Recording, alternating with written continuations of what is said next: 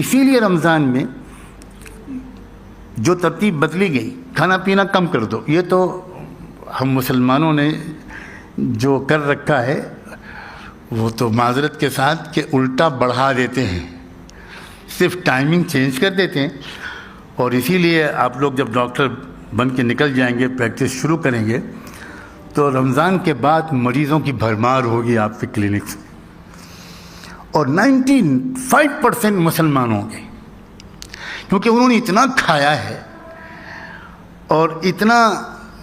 ایسی فیٹی کھانے کھائے ہیں کہ ان کا کولیسٹرول بھی بڑھا ہوا ہوگا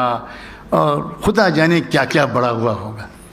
صرف کھانے پینے کے ٹائم ٹیبل کو تھوڑا چینج کر دینا اور باقی بڑھا دینا، اور اس پر بھی ایک دلیل دینا، وہ بھی کہنا کہ مولانا آپ کیا بات کر رہے ہیں، ہم نے تو تعلیم کے حلقے میں بیٹھ کر حدیث سنی ہے کہ مومن کا رزق رمضان میں بڑھا دیا جاتا ہے.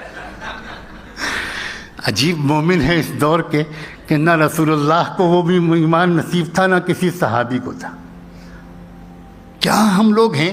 کہ اپنی کرمنل حرکتوں کو بھی جسٹیفائی کرنے کی کوشش کرتے ہیں. اصل میں یہ ایک بیلنس کرنے کی ضرورت کا ایک نظام ہے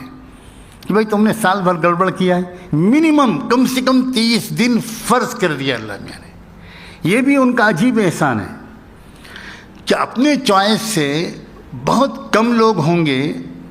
جو اپنے چوائس سے سال بھر وہ اپنی جسم اور روح کے تقاضوں کو واچ کرتے رہیں گے، بیلنس کر کے زندگی گزاریں گے.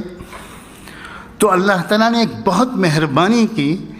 کہ بھئی 30 دن کے روزے فرض ہی کر دیے کہ اچھا جب فرض ہوں گے تب تو پھر تمام مسلمان کر لیں گے. یہ ایک اس کی عجیب رحمت کا طریقہ ہے کہ جو چیزیں ضروری ہوتی ہیں ان کو وہ فرض کر دیتے ہیں، اس کی منیمم کوانٹٹی. نماز، روزہ کی جو کچھ بھی، زکوٰۃ کی جو کچھ بھی ہے، وہ سب ظاہر ہے کہ صرف اتنا ہی اسپینڈ کرنا